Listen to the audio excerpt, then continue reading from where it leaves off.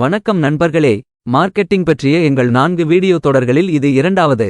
இந்த வீடியோவில் உங்கள் தயாரிப்பின் விலை நிர்ணயம் பற்றி பேசுவோம். இது முதல் முறையாக சந்தையில் நுழைவதற்கு முக்கியமானது. திணை சேவாய் உற்பத்தியாளர்கள் தங்கள் தயாரிப்புகளின் விலையை எவ்வாறு நிர்ணயித்துள்ளனர் என்பதை பார்ப்போம். விலைகளில் பரந்த மாறுபாட்டை நீங்கள் கவனித்தீர்களா? சில வீரர்கள் ஏன் பிரீமியம் விலையை கட்டலாம், மற்றவர்கள் மிகவும் குறைவாக வசூலிக்கிறார்கள்? இந்த வீடியோவின் முடிவில் இந்த வீரர்கள் ஏன் வித்தியாசமாக விலை நிர்ணயிக்கிறார்கள் என்பதையும் உங்கள் தயாரிப்புக்கு எப்படி விலை நிர்ணயிக்க வேண்டும் என்பதையும் நீங்கள் புரிந்துகொள்வீர்கள். பொதுவாக பயன்படுத்தப்படும் முதல் 2 விலை உத்திகள் செலவு மற்றும் விலை நிர்ணயம் மற்றும் மதிப்பு அடிப்படையிலான விலை நிர்ணயம் ஆகும். முதலாவதாக காஸ்ட் பிளஸ் பிரைசிங். இது லாப வரம்பை உறுதி செய்வதற்காக பொருட்களின் விலைக்கு ஒரு குறிப்பைச் சேர்ப்பதை உள்ளடக்கியது. விலையில் போட்டியிடும் போது இந்த முறையை பயன்படுத்தவும். நல்ல தரம், அமைப்பு, சுத்தம் செய்தல், முடித்தல், பேக்கேஜிங் போன்ற பிற காரணிகளை உங்கள் போட்டியாளரைப் போலவே வைத்திருக்கும்போது விலை மிக முக்கியமான காரணியாக இருக்கும் ஒரு விலை உணர்திறன் வெகுஜன சந்தைக்கு விற்க இது சிறந்தது.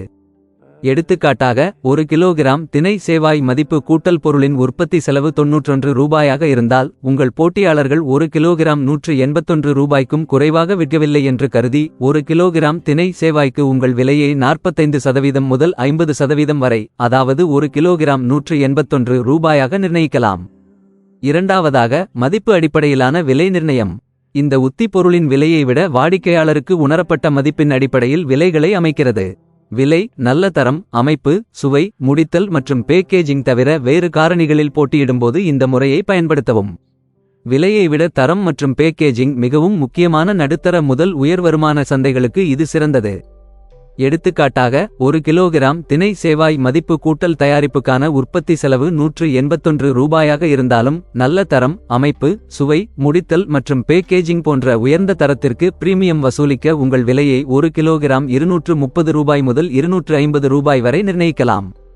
இவை தவிர இது போன்ற பிற உத்திகளையும் நீங்கள் பரிசீலிக்கலாம்.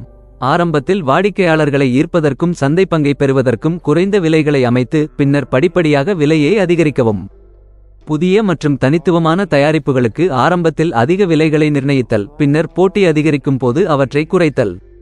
உளவியல் விலையை பயன்படுத்துவது ஒரு பொருளை மலிவானதாக தோற்றமளிக்க 100 ரூபாய்க்கு பதிலாக 99 ரூபாய்க்கு அமைப்பது போன்றது. பல தயாரிப்புகளை தொகுத்தல் மற்றும் ஒவ்வொரு தயாரிப்பும் தனித்தனியாக வாங்கப்பட்டதை விட குறைந்த விலையில் தொகுப்பை வழங்குதல். பிரீமியம் தரம் அல்லது தனித்துவத்தை குறிக்க போட்டியாளர்களை விட அதிக விலைகளை அமைத்தல்.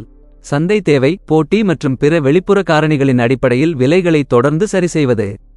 அடுத்து, உங்கள் முதல் முன்மாதிரியை தயார் செய்து உங்கள் தயாரிப்புக்கு அவர்கள் எவ்வளவு பணம் செலுத்த விரும்புகிறார்கள் என்று உங்கள் வாடிக்கையாளர்களிடம் கேளுங்கள். All the best. பார்த்ததற்கு நன்றி. மேலும் வீடியோக்களுக்கு வியாபர்கோ சேனலுக்கு குழு சேரவும்.